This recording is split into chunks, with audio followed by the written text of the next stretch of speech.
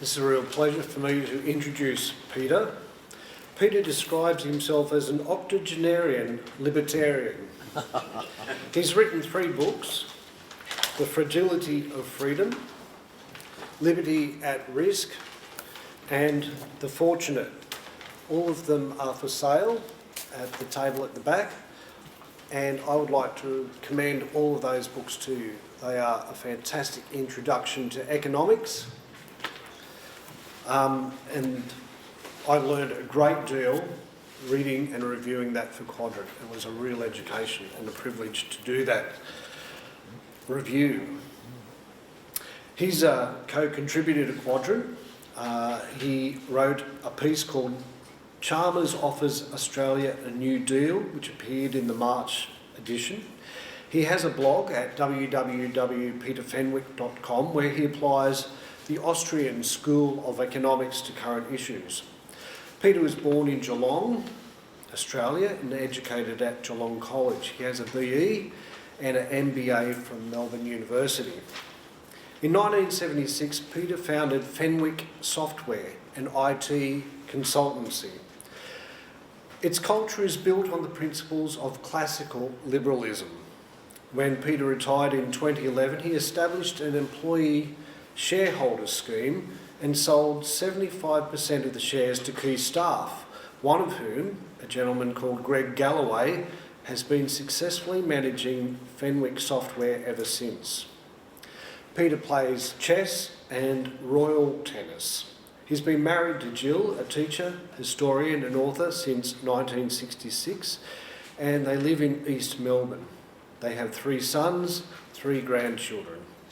Recently, Peter and I have been working together on a new edition of Frederick Bastiat's classic economics book, That Which Is Seen and That Which Is Not Seen, which we hope to have Connor Court publishing later this year. That's been a delight to work with Peter on that project, and I'm sure he's got a lot of great value to share with us this morning. For those who are very timid of heart, I'd just like to say, don't be alarmed at Peter's appearance. He will explain. So please welcome Peter Fenwick.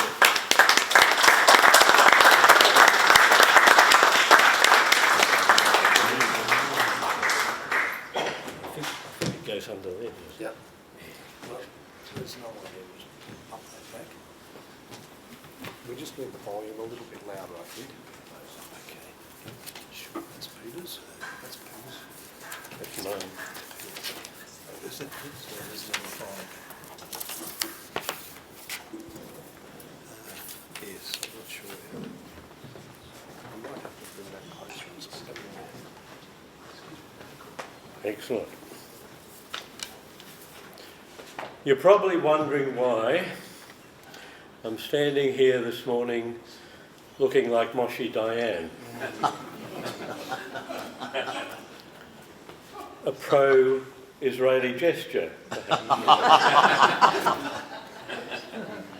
It's 50 years since the Yom Kippur War, and still the Israelis are fighting for their right to exist. And I support that.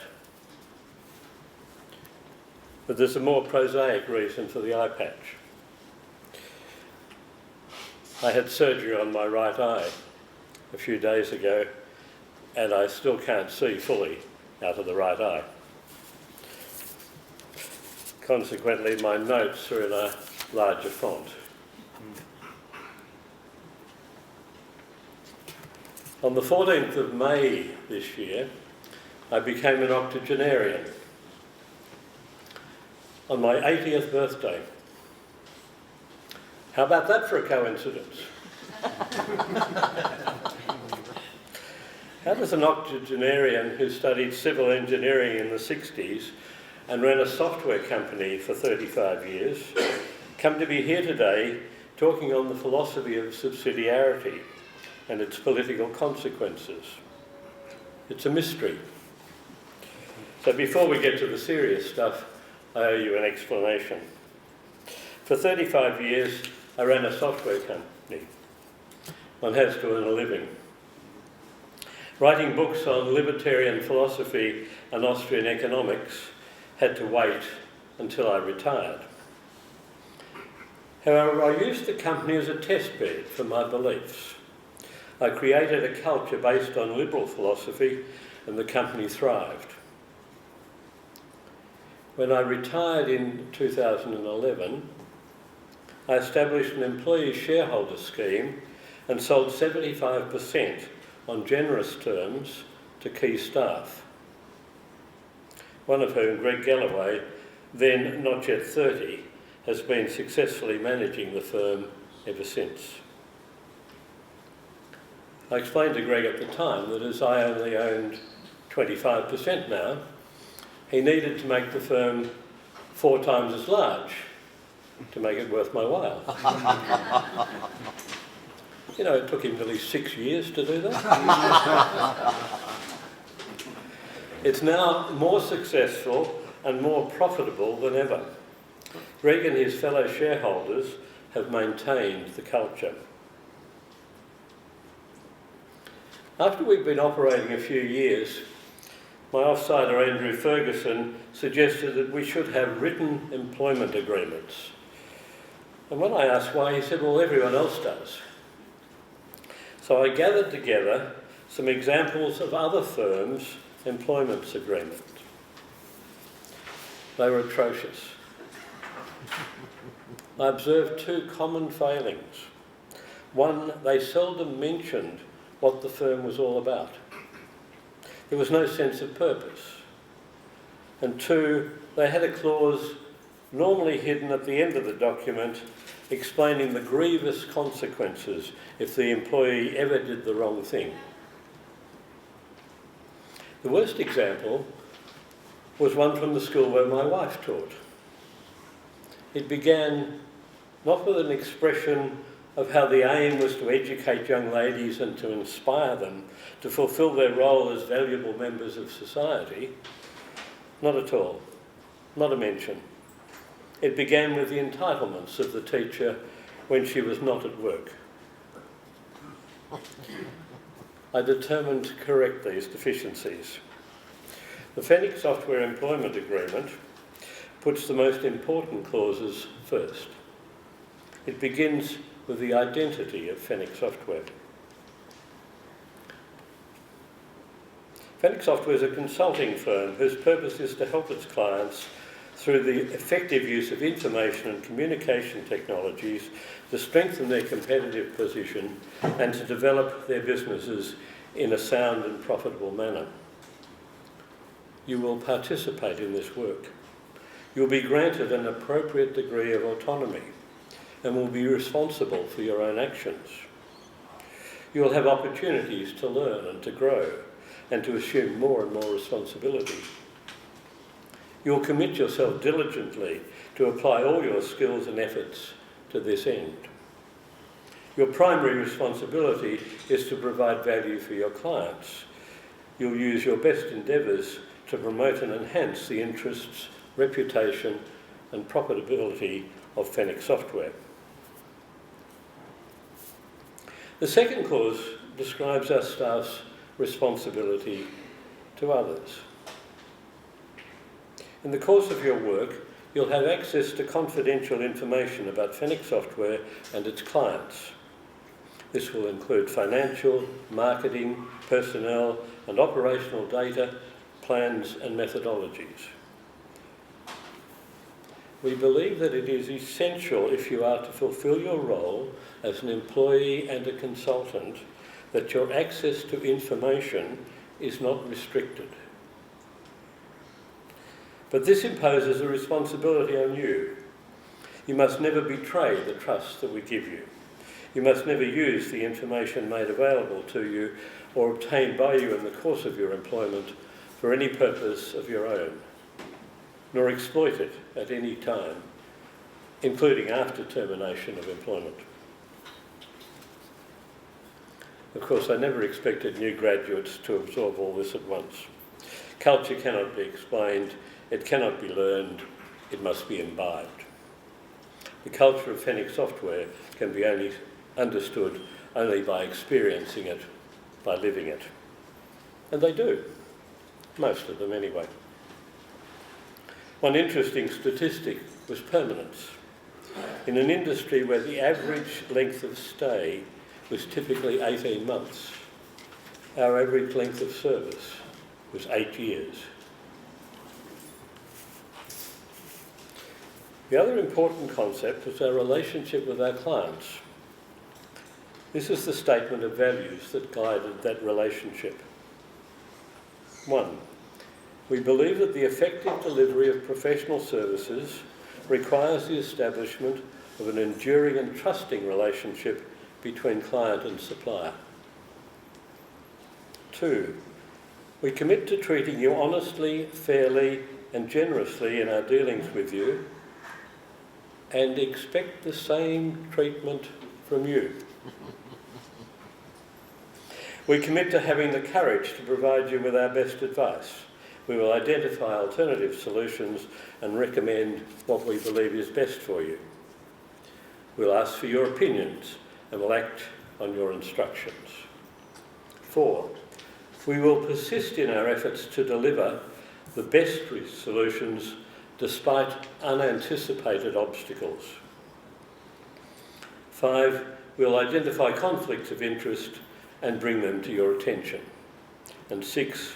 We will respect matters of privacy and confidentiality. The consequence of this was that we had wonderful people as clients. To illustrate the trusting relationship, if any client ever asked me for a credit, I gave it immediately. You may fear that such a practice might be abused. Not so. Decent people, aware of my likely response, would not ask for something they did not deserve. Mind you, we were selective in the clients we accepted and kept. In 35 years, I fired 5 clients. They were the ones with whom it proved impossible to establish a trusting relationship. When a department of the Victorian government indicated that they would fight an unpaid debt in the Supreme Court, we settled for half what we were owed and resolved never to work for the public sector ever again. Since I retired in 2011, I've written 3 books and I've written some essays for Quadrant and 100 blogs and a few letters to the papers, 200-word satirical criticisms of Dan Andrews. I'm going to miss him. Well, maybe not. The gift that kept on giving. Gary, as he mentioned, wrote a review of The Fortunate for Quadrant and a review of Fragility of Freedom for News Weekly, and then invited me to speak at your conference. So that's how I come to be here today.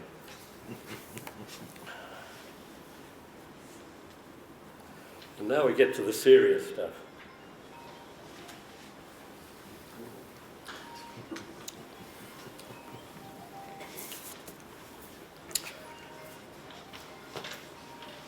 Living in amity. Throughout the world, democracies are failing. Governments are finding it impossible to satisfy the irreconcilable differences between their citizens. Brexit in the UK, abortion in the USA, the Voice in Australia. Everyone wants their opinion heard and legislated. Those in the minority are obliged to accept laws and regulations which they regard as anathema. Widespread discontent ensues. Moreover, people on opposite sides of key issues regard their opponents with contempt. This is not a sound basis for a good society. Maybe this is why there is renewed interest in secession. Could secession be the way to live in amity? In early March 23, my wife and I spent a week at the Adelaide Writers' Festival.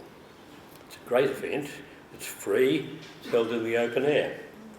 There are multiple simultaneous sessions to choose from.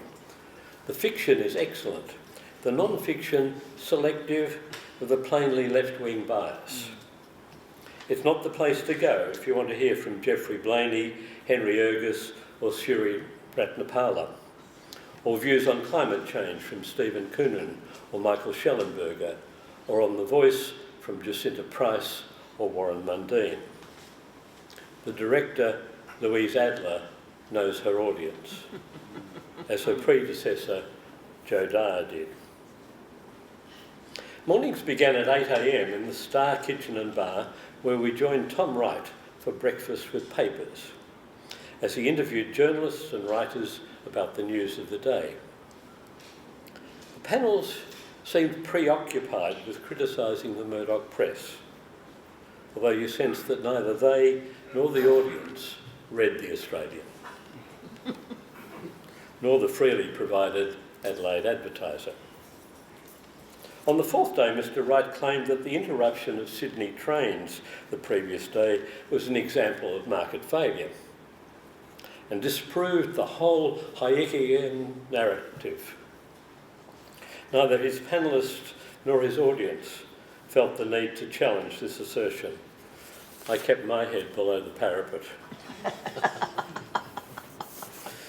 Every one of the 119 sessions began with an acknowledgement of country, often twice, once from the chair and once from the writer. Meanwhile, unconcerned Aborigines congregated amiably in nearby North Terrace. The festival held much of interest. There were local writers such as Alex Miller, Richard Feidler, Chloe Hooper and Jane Harper. Bill Browder told us about Putin and Ben McIntyre about spies. Simon Armitage read some of his poems. Waleed Ali and Scott Stevens talked about how contempt is corroding democracy. Grace Tame spoke about the fight for survivors of sexual abuse, and Inala Cooper, the daughter of Mick Dodson, about the fight for reconciliation. Simon Holmes à Court gave credit to Cathy McGowan for revitalising community politics, and Ross Garno was enthusiastic about saving the planet. But the highlight for me was the wickedly funny Jewish-American satirist Shalom Auslander. When he signed his book, Mother for Dinner, a book about whether a family of cannibal Americans can retain their cultural heritage in the modern world, he wrote to Peter, "Keep laughing, just to piss him off." Jill and I had travelled to Adelaide by car. We enjoy car trips. We can relax and appreciate the beauty of the countryside, with the sheep grazing, crops flourishing and eucalypts framing the highway. The long sight distance is therapeutic. It frees the mind for thoughts. And I've been contemplating the problems of majoritarian democracy and wondering if secession might be the answer. At the festival, the erudite Bob Carr chaired a discussion asking, as America has turned inwards and its exceptionalism engendered scepticism, what are the ramifications? At one point, he turned to Auslander and asked, what's it going to be like returning to such a dysfunctional country? Oh, I'm not going back, came the quick reply. I'm looking for an apartment in Adelaide.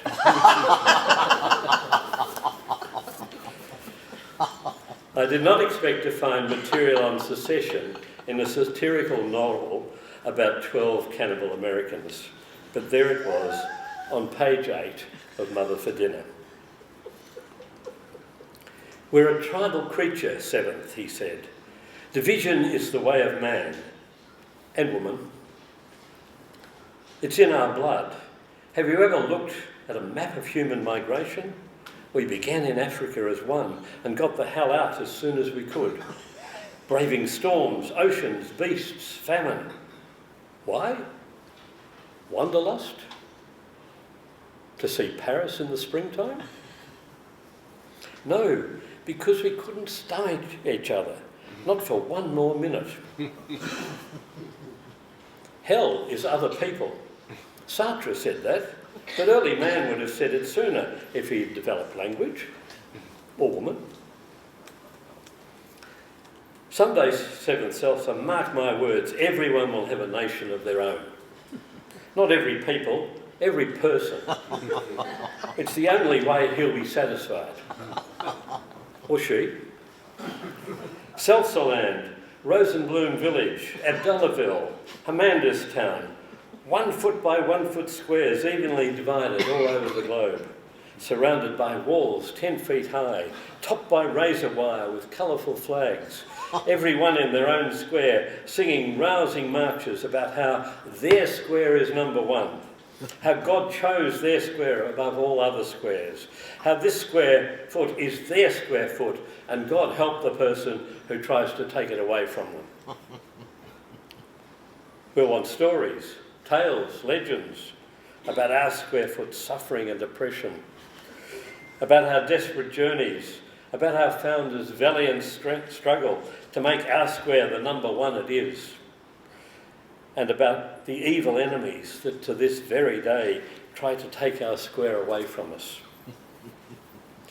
In Seltzaland, they'll tell stories about the dirty Rosenblooms. In Rosenbloom Village, they'll dream of wiping the Abdullahs off the map. And Abdullah will peep over his wall, watch Hamandas move into the square beside him and think, there goes my property value. We're obsessed with our squares, with our people, with our pasts. That's why mankind has no future, or womankind.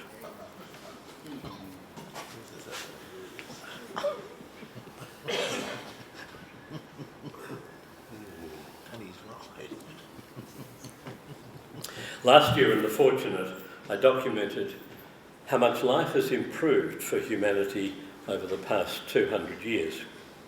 The ideas that changed the world, contributions of Western civilisation to mankind. In Australia, we are more prosperous, healthier, safer, better educated, doing less physically arduous work, and having more time for leisure than ever. Yet despite living in the freest and most affluent society in the history of mankind, we are an anxious society.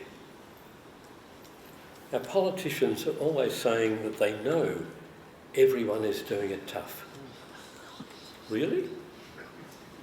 I saw a journalist the other day interviewing a woman in front of a 5-metre marble bench with a huge refrigerator and gas range behind her. And she was bemoaning the fact that she had to pay $4 for a lettuce. When Josh Frydenberg announced the halving of fuel excise, he said with a straight face that it would be of great benefit to households with 2 cars. Doing it tough. We're concerned that the good life is ephemeral and insufficient, frightened that our good fortune might suddenly disappear or be taken from us. Of course, recently it was. During COVID, arbitrary regulations took away our liberties. We accepted this without a whimper, as necessary to provide our health and for that of our fellow citizens. Subsequently, we read the Great Barrington Declaration, Scott Atlas's A Plague Upon Our House, and many other analyses, and learned that the regulations were unnecessary. Now we want our freedoms back.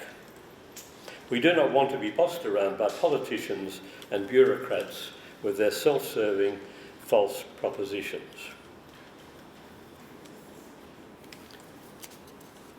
Driving through the vineyards near Padthaway, I was contemplating what might be done to improve things. It seemed to me that some of the changes we've made to our society over the past 2 generations, though made with the best intentions, may have been counterproductive. 3 things stand out. Firstly, individual responsibility. We have lost the sense that we should be responsible for our own actions, that we should respect the right of others, and that we should accept that we are not entitled to anything that we have not earned. Secondly, the role of the family has been diminished. Children can no longer rely on having a mother and father around to love them, support them, and nurture them. Parents can no longer depend on their children to care for them in their old age. The state has usurped the roles that families used to play. Thirdly, economic decisions have been transferred from the private and business spheres to the political sphere. Politicians and bureaucrats now make the decisions on energy, on education, on health, on transport, and on our private and work relationships. Moreover, they interfere in the judicial process. Fundamental concepts such as the rule of law and innocent until proved guilty are violated. And they're so sanctimoniously self-righteous about everything. Mediocre men and women control our lives. Midwits.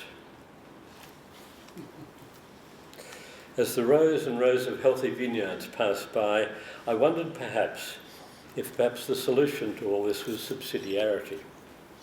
It's an unfamiliar but important concept. Its proponents are as diverse as Alexis de Tocqueville, Pope John Paul II, Ludwig von Mises, Noel Pearson, and me.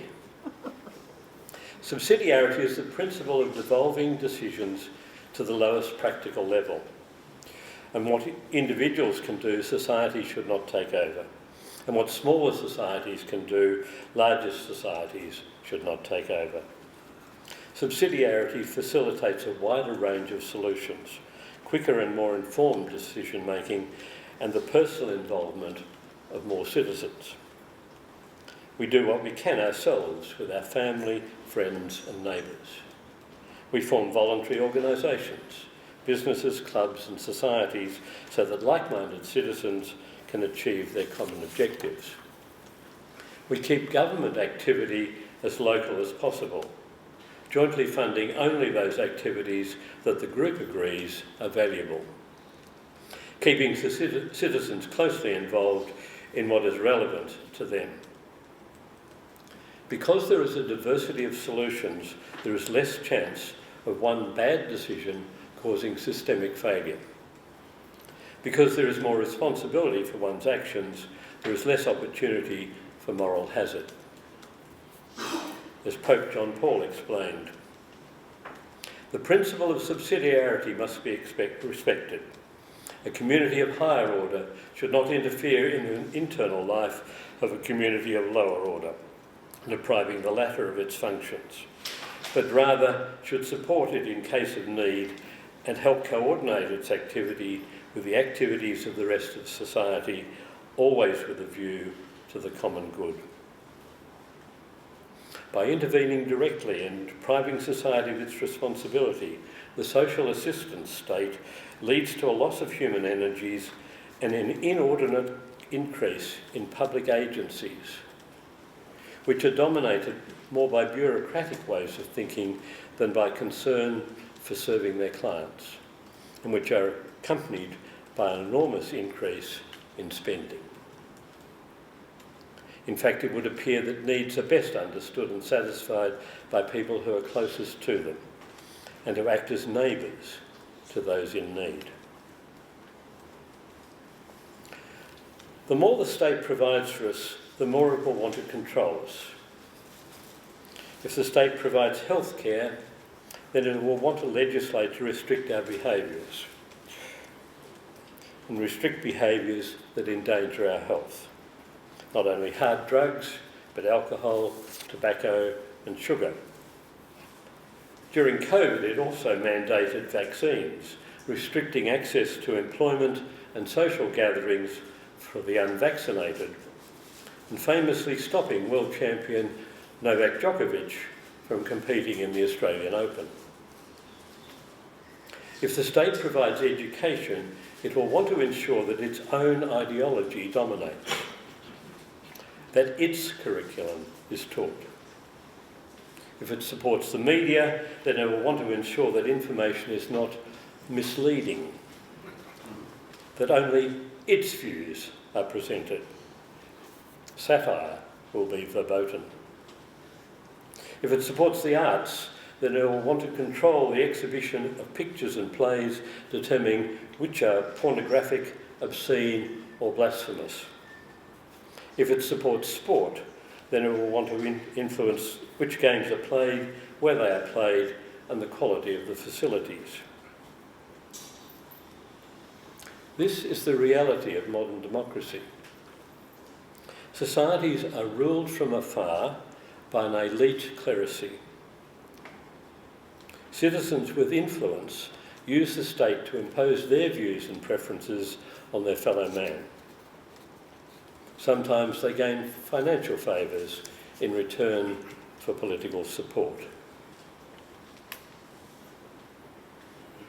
One might prevent Qatar landing at Sydney Airport, or fund a stadium in Hobart. Are we brave enough to risk freeing ourselves from government controls that constrain us? Are we brave enough to give our citizens the autonomy to make decisions themselves? If we are, then maybe we can release the energy that will deliver an era of prosperity and liberty and create a moral society. Fenwick software writ large.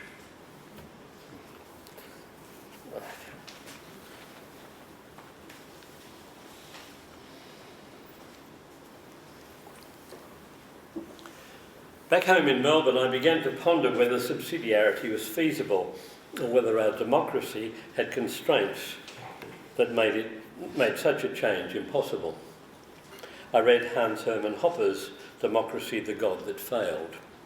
Hopper explains the reasons that majoritarian democracy fails and how it leads to an ever larger role for the state, and an ever-increasing proportion of productive output being usurped in tax. Hopper too is unlikely to be invited to the Adelaide Writers' Festival. A major feature of democracy is that the winning party must assemble cohorts of supporters who in total exceed 50% of the vote. In social democratic welfare state, this is achieved by promising and delivering special favours to the sectors one wishes to court. Every election, more promises must be made and none of the old ones rescinded. Consequently, government spending increases and so does the bureaucracy that supports it. Once more than half the citizens in a modern democracy are the net beneficiaries of government largesse, it becomes practically impossible to change prodigal policies. Yuval Levin explained the consequences.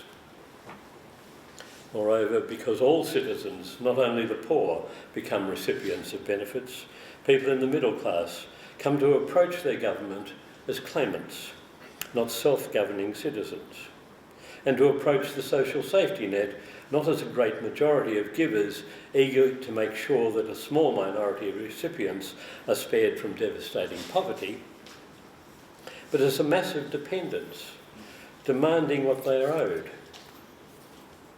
It's hard to imagine an ethic better suited to undermining the moral basis of a free society. Robert Menzies had expressed similar sentiments in 1942 in his essay, The Forgotten People. The great vice of democracy is that for a generation we've been getting ourselves onto the list of beneficiaries and removing ourselves from the list of contributors, as if somewhere there was somebody else's wealth and somebody else's effort on which we could thrive. Most people like receiving gifts and they don't like paying tax.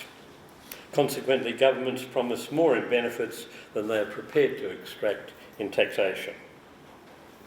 This leads to another pernicious consequence: inflation.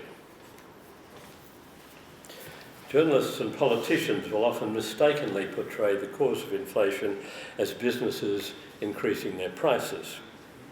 In fact, inflation is the expansion of the money supply. Governments do this through their central banks. They call it quantitative easing. How Orwell would have loved that phrase. Instead of taxing more, governments pay for their largesse by printing money. This makes money worth less in relation to the goods and services purchased, so prices rise.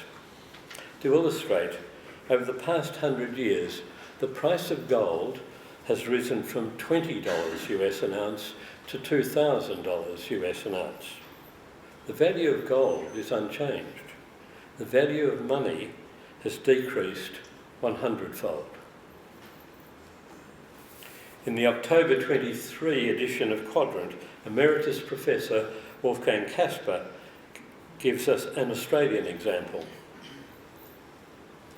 Australians have so far not had the opportunity to learn the lesson of inflation with clarity, as the experience has been of the frog on the slow boil variety, too slow to expose the real dangers, but persistent enough to do the damage. Since the launch of the kangaroo dollar in '96, it has on annual average, been allowed to lose about 5% of its value. Consequently, the dollar has now lost 94% of its original purchasing power. Who remembers that a litre of milk cost 19 cents in '96, a litre of petrol 7 cents, and a Holden $2,000. Politicians often describe their spending on welfare as compassionate. How Orwell would have loved that one. But if it's paid for by quantitative easing, then the unemployed, the single mothers, the disabled, and the elderly pensioners are disadvantaged compared to those who own property, shares, works of art, or gold. Inflation adversely affects the middle class, the working poor, retirees, and passive savers. It benefits the asset rich. Assets rise in price, but borrowings don't. As Hopper explains, the very problem that the redistribution was supposed to cure will have grown even bigger. Accordingly, the cost of maintaining the existing level of welfare distribution will be higher now than before. And in order to finance it, even higher taxes and more wealth confiscation must be imposed on the remaining producers. So, what should we do? The larger a society is, the more heterogeneous it is. Citizens will have different views, many of which cannot be reconciled by consensus. More and more of the matters dealt with by government are in this category. The results are binary, all or nothing.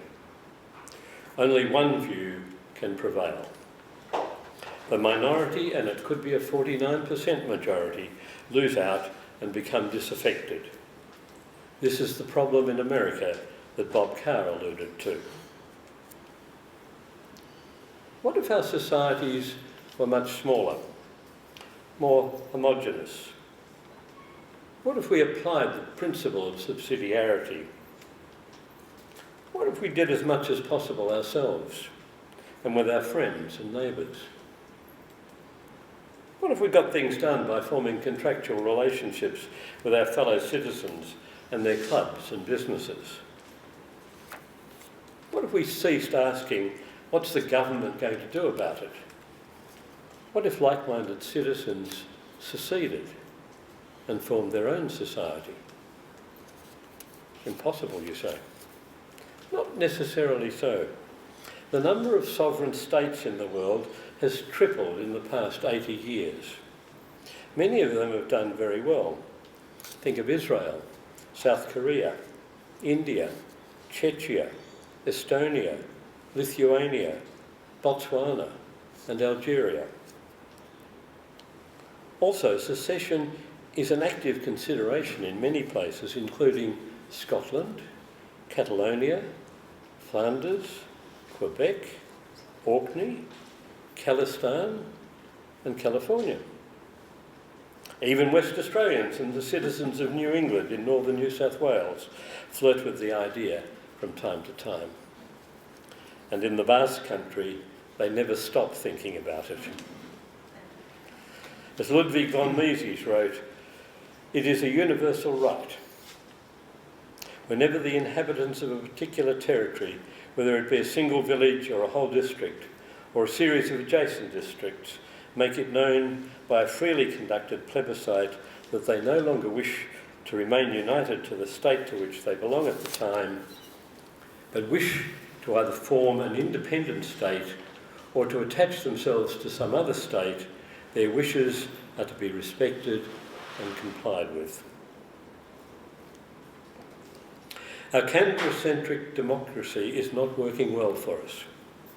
The views of citizens living in rural North Queensland cannot be reconciled with those in inner urban Melbourne. So let us contemplate something different. An Australia comprising a new set of states, voluntarily chosen in a loose federation. The arbitrary state boundaries of the 19th century would disappear, and we might end up with 20 to 30 small states, even some city-states, representing the specific interests of culturally homogenous groups. The new states would need to work together sensibly and cooperatively. Australia would still be a federation for external matters such as defence, foreign affairs and immigration. The states would need to form voluntary agreements to maintain consistent systems to facilitate commercial actions. A common currency would make sense. Ideally gold, but that's a story for another day. Trade between the states would need to be free. Services such as power, water, sewerage, waste removal, public transport, education and hospitals could be developed and owned by businesses in one state and sold to others, much as Denmark buys power from France and Sweden. Welfare services would more likely be provided by charities than by government bureaucracies. There would need to be open borders so that citizens could move freely for business and pleasure. Citizens would need to be free to choose in which state they lived and in which state they established their businesses, and to change those choices from time to time so that they lived and worked in states that aligned with their values. Once a year, each state could organise their own writers' festival. Some might even find it worthwhile to invite discussion from David Kemp on Australian liberalism, Gustav Smil on how the world really works, Edward Chancellor on the price of time, Greg Sheridan on Christians, and Hans Hermann Hoppe on democracy, the God that failed. Australians could live in amity, as Captain Arthur Phillip intended.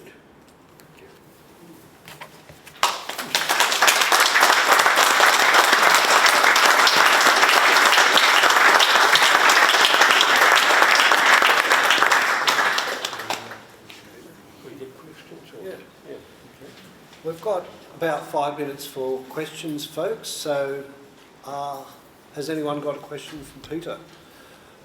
Stephen? Thank you, Peter.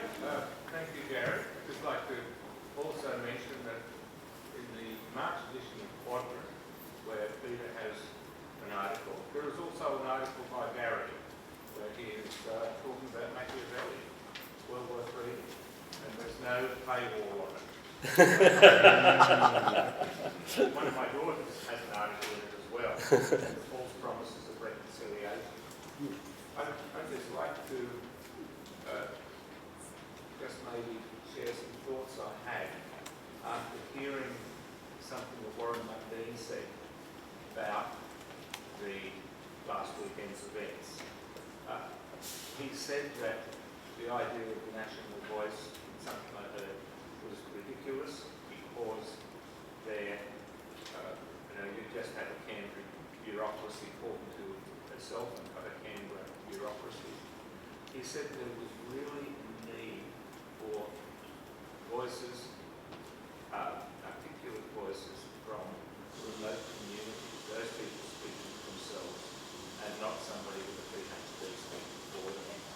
And he said there's a need for that. What it sounded like was, yes, there's a need for that feedback, but at much more at a local level. I'd just like to know what your thoughts are on that. Yes, I think the Voice campaign missed the essentials of subsidiarity. And that is that not only do the ideas come locally, but so does the execution of it. And the idea that ideas are taken from a small community and passed up the line to a bureaucratic organisation who will make some decision and enforce it on that community is just the wrong way of achieving the result. The way to achieve the good result is for the people who see the problem to work together themselves to solve the problem. And I'll give you an example. One of the main problems in remote Indigenous communities is domestic violence, both physical and sexual. There's no way some law from Canberra is going to fix this. This is a cultural problem, and it can only be solved by the local people saying this behaviour is unacceptable. Thank you. Your question? Yeah, Paul Collins. Thank you, Peter, for your wonderful presentation. I'm wondering whether you've come across in your work or when you're reading the ideas of Brendan Maloney talking about parallel societies. No, I haven't.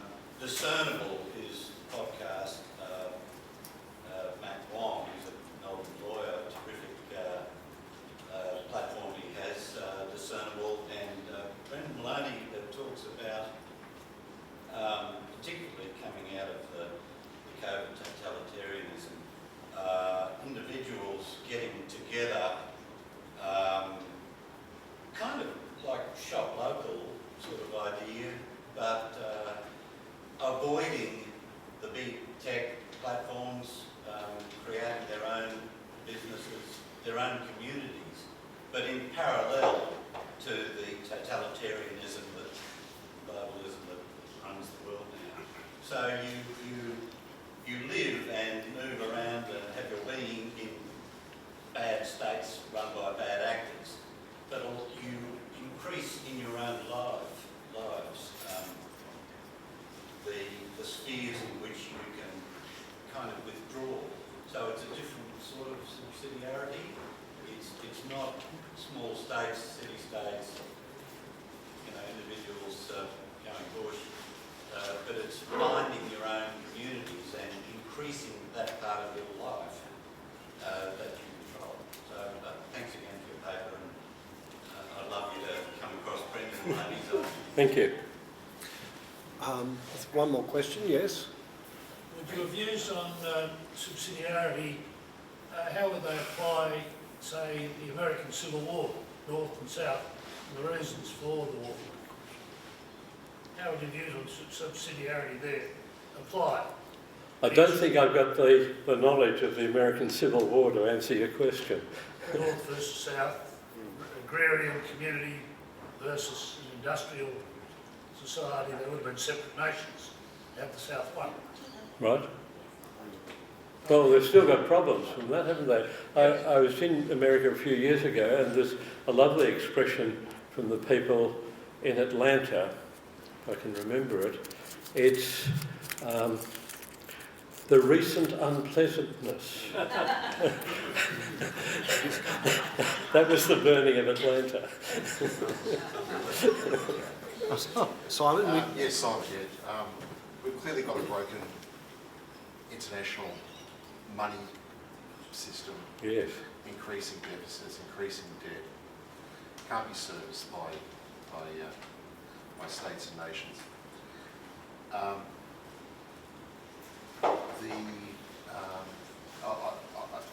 I assume you're a disciple of Austrian economics. Yes. The problem, obviously, in the speed of transactions that occur these days with the current fiat monetary systems we have, is the problem that reverting to the gold standard is going to be very difficult to do any sort of transaction, and obviously push back on the dilutive effect of fiat currencies. So where do we move as far as transactions and being able to do them? Are we talking about bitcoins and cryptocurrencies and stablecoin and these sort of things? Have you got a quick opinion on that? I'm not sure that the fast transactions are really lost if you have a gold base. If you think about it, we have mainly internet transactions for money at the moment. It's not really based on pulling out a $20 note and trying to pay for something, is it? So you're not trying to pull out a gold coin and pay for something. I suspect that clever people can have gold as a basis for the currency and still have fast internet transactions. Thank you for your questions. Thank you, Peter. It is 10:15 where we're due to have a break for morning tea. I hope you enjoy the tea and coffee. Peter will be around all day, so I'm sure those of you who would like to speak with him further will have the opportunity. So thank you, Peter. Thank you.